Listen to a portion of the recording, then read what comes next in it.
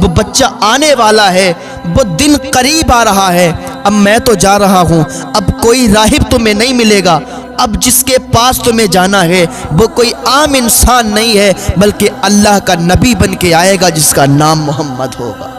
حضرت سلمان فارسی کی بھی عجب داستان ہے۔ حضرت سلمان فارسی بیان فرماتے ہیں اپنے ایمان لانے کے پہلے کا واقعہ، اگر دل سے سن لیں گے نا تو یقین مانیے آنسو روک نہیں پائیں گے، دل روئے گا آپ کا۔ میں نے جب یہ پڑھا تھا، میں نے جب اس کا مطالعہ کیا تو میرے بھی آنسو نکل آئے۔ یہ واقعہ حضرت سلمان فارسی بیان فرماتے ہیں اپنے ایمان لانے سے پہلے۔ کہتے جب میں مجوسی تھا، میرا باپ بہت بڑا مجوسی تھا، میرا باپ مجھے میرے گھر سے باہر نہیں نکلنے دیا کرتا تھا، اس لیے کہ کہیں یہ ایمان نہ لے آئے، یہ کہیں پھر نہ جائے اپنے دین سے۔ میرا باپ مجھے میرے گھر میں ہی رکھتا تھا اور مجھے ہر چیز مہیا کرواتا تھا جو ضرورت کی ہوتی تھی۔ اس نے میرا کام لگا دیا تھا کہ آتش کدے میں آگ لگانے کا، آگ جلانے کا کام میرا دے دیا تھا۔ میں آگ جلایا کرتا تھا اور کھیتوں کا کام کیا کرتا تھا، لیکن باپ میرا مجھے اپنے ساتھ ہی رکھتا تھا۔ کھیت پر جاتا تھا تو مجھے اپنے ساتھ لے جاتا تھا، آتش کدے میں جاتا تھا مجھے اپنے ساتھ لے جایا کرتا تھا۔ لیکن ایک دن کیا ہوا، ایک دن میرا باپ کسی ضروری کام سے باہر چلا گیا اور مجھ سے کہہ گیا بیٹے تم آج کھیتوں پر چلے جانا اور اپنا کام کر کے سیدھے گھر چلے آنا۔ میں گیا، اکیلا گیا کھیتوں پر۔ حضرت سلمان فارسی بیان فرماتے ہیں اکیلا گیا کھیتوں پر، باپ میرے ساتھ نہیں تھا، باپ کسی کام سے مصروف تھا۔ میں جا رہا تھا کھیتوں پر، راستے میں میں نے دیکھا عیسائیوں کا عبادت خانہ، عیسائیوں کو عبادت کرتے ہوئے دیکھا۔ تو میں نے عیسائیوں کو عبادت کرتے ہوئے دیکھا تو ان کی عبادت مجھے اچھی لگی۔ وہ بالکل الگ طریقے سے عبادت کر رہے تھے، جو میری عبادت ہے اور ان کی عبادت، اس میں فرق بہت تھا، وہ الگ طریقے سے تھی۔ میں اس کو دیکھتے ہی مجھے اچھا لگنے لگا، میں وہاں پر دیکھنے لگا کھڑے ہو کر۔ پھر کیا ہوا، حضرت سلمان فارسی بیان فرماتے ہیں کہ میں شام تک وہیں رہا، میں نے شام تک وہیں دیکھا عبادت خانے میں کچھ لوگ عبادت کر رہے ہیں، آ رہے ہیں جا رہے ہیں، عبادت کر رہے ہیں۔ ادھر ان کا باپ بھی کام نپٹا کر گھر پہ آ گیا۔ جب بیٹے کو گھر پہ نہیں پایا، گھر پر بیٹا موجود نہیں، تو انہوں نے پھر اپنے کچھ لوگوں کو ڈھونڈنے کے لیے لگا دیا کہ ہے میرا بیٹا گم ہو گیا، میرا بیٹا کہاں چلا گیا۔ ان کو بڑا تکلیف ہوئی، انہوں نے کئی لوگوں کو ڈھونڈنے پر لگا دیا۔ لیکن سلمان فارسی فرماتے ہیں کہ میں پھر واپس چلا گیا گھر پہ۔ جیسے ہی گھر پہ پہنچا، میرے باپ نے مجھے آگے بڑھ کے سینے سے لگا لیا، بیٹا تو کہاں گیا تھا؟ میں تو تجھے بہت ڈھونڈوا رہا تھا، میں تو بہت پریشان ہو گیا تھا، مجھے تکلیف ہو رہی تھی، اور تو کہاں چلا گیا تھا؟ میرا دل دھڑک رہا تھا، میں بے چین ہو رہا تھا، بیٹا مجھ سے جدا مت ہوا کر، تو گھر سے مت جایا کر، تو کوئی کام کرنے کے لیے نہیں جائے گا بیٹے۔ سلمان فارسی کہتے ہیں میں نے کہا ابا میں گیا تھا نا، راستے میں میں نے ایک عبادت خانہ دیکھا جو عیسائیوں کا عبادت خانہ تھا۔ اس عبادت خانے میں لوگ عبادت کر رہے تھے، عیسائی نماز پڑھ رہے تھے، وہ مجھے الگ طریقے کی نماز لگ رہی تھی، الگ طریقے کی عبادت لگ رہی تھی، مجھے بہت اچھا لگ رہا تھا۔ مجھے ایسا لگتا ہے کہ میرے دین سے بہتر ان کا دین ہے۔ اس کے باپ نے سمجھ لیا کہ لگ رہا ہے اس پر اثر پڑ گیا ہے۔ اس کا باپ کہنے لگا بیٹا مجوسیت ہی سب سے اچھا دین ہے، اور مجوسیت سے کبھی مت پھرنا، اور ان کا دین بہتر نہیں ہے۔ لیکن سلمان فارسی کہتے ہیں میں نے کہا بابا ان کا ہی دین مجھے بہتر لگا، میں نے ان کی نماز، ان کی عبادت بالکل الگ پائی، بابا مجھے مجوسی سے اچھا ان کا دین لگا۔ حضرت سلمان فارسی کو ان کے باپ نے بیڑیاں لگا دی، کہا یہ جو ہے بگڑ نہ جائے تو گھر سے باہر نہ نکل پائے، بیڑیاں ڈال دی پیر میں، اور کہا سلمان اب گھر سے باہر جانے کی ضرورت نہیں ہے، تم بگڑنے لگے ہو، اور مجھے ڈر ہے کہیں تم عیسائیت کو قبول نہ کر لو، عیسائیت اپنا نہ لو، عیسائیت دھرم میں نہ چلے جاؤ، اسی لیے تمہارے پیروں میں بیڑیاں ڈال رہا ہوں۔ حضرت سلمان فارسی بیان فرماتے ہیں میرے باپ نے میرے پیروں میں بیڑیاں ڈال دی، بیڑیاں پڑ گئیں۔ لیکن میں اس عبادت خانے کے راہب سے ملا تھا، میں نے اس سے پوچھا تھا مجھے یہ بتاؤ تمہاری مین جگہ کہاں ہے؟ اس نے کہا تھا ملک شام میں۔ جب میرے باپ نے میرے پیروں میں بیڑیاں ڈالیں تو میں نے کسی ذریعے سے اس تک یہ خط پہنچایا کہ جب ملک شام کوئی قافلہ جائے تو مجھے ضرور بتانا، یا ملک شام سے کوئی قافلہ آئے تو مجھے ضرور بتانا۔ کچھ ہی دنوں میں ملک شام سے قافلہ آ گیا، اس نے مجھے خط پہنچایا کہ ملک شام سے قافلہ آیا ہے، وہ کچھ ہی دنوں میں جانے والا ہے، اگر جاؤ تو آ جانا۔ حضرت سلمان فارسی بیان فرماتے ہیں کہ جیسے ہی مجھے خط ملا، میں نے کسی طریقے سے اپنے پیروں کی بیڑیاں ہٹائیں اور چھپتے چھپتے وہاں سے نکلا، اپنے باپ کی قید سے باہر نکلا اور اس قافلے میں شریک ہو گیا۔ اس قافلے کے ساتھ چلتا رہا، ملک شام پہنچ گیا۔ جب ملک شام پہنچا تو وہاں ایک عبادت خانے میں پہنچا، ایک جگہ پہنچا، وہاں کے لوگوں سے میں نے پوچھا کہ یہاں سب سے بڑا راہب کون ہے، سب سے بڑا عیسائیت کو ماننے والا اور اس پر عمل کر کے چلنے والا کون ہے؟ تو لوگوں نے بتایا فلاں راہب ہے، فلاں جگہ چلے جائیں۔ میں اس جگہ کو تلاش کرتے کرتے اس جگہ پہنچا، واقعی جیسا لوگوں نے اس کے تعلق سے بتایا تھا وہ راہب ویسا ہی تھا۔ میں اس کی بارگاہ میں پہنچا، میں نے کہا مجھے عیسائیت قبول کرنا ہے اور مجھے اپنے دین کے بارے میں بتاؤ، میں آپ کے پاس رہنا چاہتا ہوں، آپ کی خدمت کرنا چاہتا ہوں، مجھے اپنے دین کے بارے میں آپ بتاتے رہنا، میں آپ کی خدمت میں لگا رہوں گا۔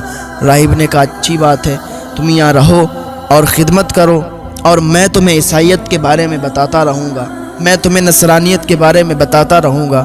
حضرت سلمان فارسی بیان فرماتے ہیں کہ میں وہاں رہنے لگا، لیکن وہ راہب پھر مجھے اچھا نہیں لگا، اس لیے وہ لوگوں سے مال اکٹھا کر لیتا تھا، جو صدقہ وغیرہ خیرات آتی تھی وہ اکٹھا کر لیتا تھا، بجائے غریبوں میں تقسیم کرنے کے وہ اپنا مال جمع کرتا تھا، وہ الگ چھپا کے رکھ دیا کرتا تھا، غریبوں کے حق کو ان تک نہیں پہنچاتا تھا، غریبوں میں تقسیم نہیں کیا کرتا تھا، تو اسی وجہ سے وہ مجھے اچھا نہیں لگتا تھا۔ لوگ اسے بہت بڑا سمجھتے تھے، لوگوں کو اس کی حقیقت نہیں معلوم تھی۔ جب وہ مر گیا، لوگ آئے اس کو دفن کرنے کے لیے، تو میں نے کہا کہ تم لوگ اس کو بہت بڑا سمجھتے ہو، لیکن یہ بہت بیکار انسان ہے، بہت خراب انسان ہے، لوگوں کو لوٹنے والا انسان ہے، غریبوں کا حق مارنے والا انسان ہے۔ لوگوں نے کہا تم کیا کہہ رہے ہو؟ کہا میں سچ کہہ رہا ہوں، اگر جاننا چاہتے ہو تو میرے ساتھ آ جاؤ۔ حضرت سلمان فارسی بیان فرماتے میں ان کو لے کے گیا اس جگہ پر جہاں اس نے سونے کو چھپا رکھا تھا، گھڑوں میں سونا بھر کے رکھا تھا۔ لوگوں نے جیسے ہی دیکھا کہ بہت سارے گھڑے، بہت سارا سونا رکھا ہوا ہے، بہت سارا مال و دولت ہے، تو لوگ یہ سمجھ گئے کہ واقعی یہ بہت برا انسان تھا۔ لوگوں نے پھر اسے سولی پر چڑھا دیا، پتھر مار مار کے اس کا جسم چھلنی کر دیا، اور وہ جو مال و دولت تھا وہ غریبوں میں تقسیم کروا دیا۔ اب وہاں پر دوسرے راہب کو رکھا گیا، اس عبادت خانے میں دوسرا راہب آ گیا، وہ واقعی بہت اچھا تھا۔ جب وہ مر گیا، جب اس کا انتقال ہو گیا، تو حضرت سلمان فارسی بیان فرماتے میں نے اس سے پوچھا کہ اب میں کس کے پاس جاؤں؟ اس کا انتقال ہونے سے پہلے سلمان فارسی نے پوچھا اب میں کس کے پاس جاؤں، کہاں جاؤں جو بہت اچھا راہب ہو، جو واقعی نیک ہو، جو واقعی لوگوں کا حق مارنے والا نہ ہو۔ اس راہب نے مجھے ایک جگہ کا پتہ دیا اور کہا وہاں چلے جاؤ، میری نظر میں اس سے بہتر کوئی راہب نہیں ہے۔ میں وہاں سے روانہ ہوا اور اس جگہ پہنچا جہاں اس راہب نے مجھے بتایا تھا۔ اس راہب کے پاس جیسے ہی پہنچا نا، تو واقعی وہ مجھے ویسا ہی ملا جیسا اس نے بتایا تھا۔ اس کی خدمت میں لگ گیا، اس سے نصرانیت کے بارے میں پوچھتا تھا، وہ مجھے بتاتا تھا، ایک ایک بات مجھے بتاتا تھا، میں اس کی خدمت میں لگا رہتا تھا۔ ایک دن آیا کہ اس کا بھی انتقال ہونے والا تھا۔ میں نے اس سے پوچھا کہ اب مجھے کہاں جانا چاہیے، تو اس نے کہا کہ فلاں جگہ ایک راہب ہے جو بہت ہی اچھا راہب ہے، اور اس کے علاوہ اور کوئی ایسا راہب نہیں ہے جو تم جس کے پاس جاؤ جو نیک ہو۔ تو میں اس کے کہنے پر اس کا انتقال ہو گیا، اس کے بعد میں اس راہب کے پاس گیا۔ اس طریقے سے میں راہبوں کے پاس جاتا رہا، اس راہب کے پاس گیا، اس کی خدمت میں رہا، باقی وہ ویسا ہی پایا جیسا اس نے بتایا تھا، لیکن اس راہب کا بھی تھوڑے دنوں کے بعد انتقال ہونے والا تھا۔ وہ آخری راہب تھا میری اس زندگی میں۔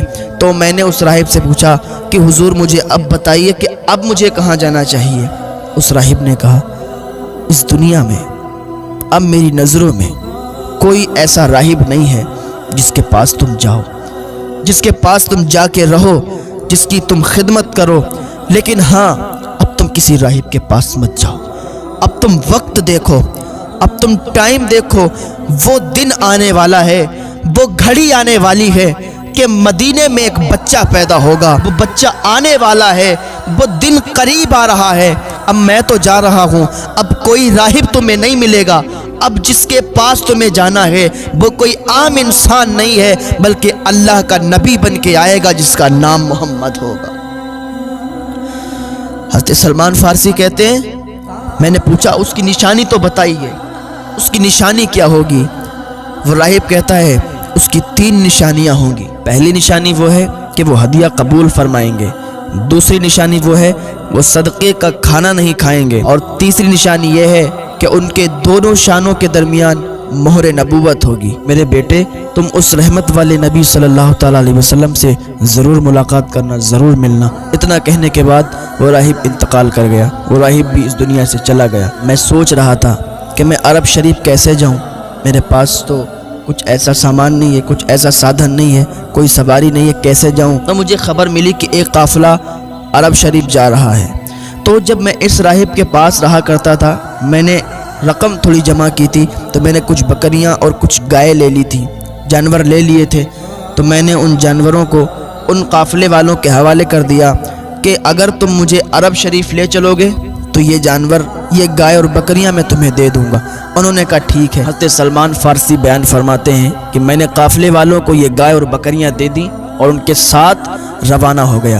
اب یہ قافلہ چلنے لگا، عرب کی اور جا رہا تھا، لیکن جب وادی قرا میں پہنچے تو قافلے والوں نے مجھ پر ظلم کیا اور مجھے ایک یہودی کے ہاتھ بیچ دیا، مجھے اس کا غلام بنا دیا۔ یہودی مجھے اپنے شہر لے گیا، وہاں میں نے بہت کھجوروں کے درخت دیکھے۔ میں نے سوچا شاید یہی وہ شہر ہے جس کے تعلق سے راہب نے مجھے بتایا تھا۔ چنانچہ میں اس یہودی کے یہاں کام کرتا رہا، اس کا غلام تھا۔ ایک دن اس کا چچا زاد بھائی آیا، اس یہودی نے مجھے اپنے چچا زاد بھائی کے ہاتھ بیچ دیا، میں اب اس کا غلام بن گیا۔ چنانچہ وہ اس کا چچا زاد بھائی مجھے لے کر مدینہ منورہ پہنچا۔ اللہ کی قسم جب میں مدینہ منورہ پہنچا میں بہت خوش تھا، میں بہت خوش ہو گیا کہ جس جگہ میں آنا چاہتا تھا آج اس جگہ آ گیا۔ جو نشانیاں مجھے راہب نے بتائی تھی کہ وہاں بہت زیادہ کھجوروں کے درخت ہوں گے اور وہ میں نے وہاں پا لیے۔ اب میں منتظر تھا کہ میرے کانوں میں وہ صدا گونجے کہ اس پاکیزہ ہستی نے مدینہ منورہ کو نوروار کر دیا ہے، اس کی آمد کی خبر سابقہ آسمانی کتب میں دی گئی ہے۔ بالآخر انتظار کی گھڑیاں ختم ہوئی، میں کھجوروں کے درخت پر چڑھا ہوا تھا، میں کھجوریں توڑ رہا تھا، وہی میرا مالک آیا اور چیختا چیختا کہنے لگا اللہ پھلا قبیلے کو برباد کرے۔ وہ لوگ مقام قبا میں جمع ہیں اور ایک ایسے شخص کا دین قبول کر چکے ہیں جو مکہ سے آیا ہے اور وہ اپنے آپ کو اللہ رب العزت کا نبی کہتا ہے۔ اس قبیلے کے اکثر لوگ اپنے آباء و اجداد کا دین چھوڑ کر ایمان لا چکے ہیں۔ جب میں نے اپنے مالک کے چچا زاد بھائی کی یہ بات سنی تو میں اتنا خوش ہوا، اتنا خوش ہو گیا کہ گویا کہ میں اس کے اوپر گر جاتا، لیکن میں نے اپنے آپ کو سنبھال لیا کہ منزلیں قریب ہیں، اس ذات سے ملنے والے ہیں جس کے تعلق سے راہب نے بتایا تھا، وہ ذات آج ایسا لگتا ہے مل جائے گی۔ وہ نیچے اترے۔ حضرت سلمان فارسی کہتے کہ میں نیچے اترا، میں نے اپنے مالک کے چچا زاد بھائی سے کہا ذرا دوبارہ بتانا تم کیا بتا رہے ہو۔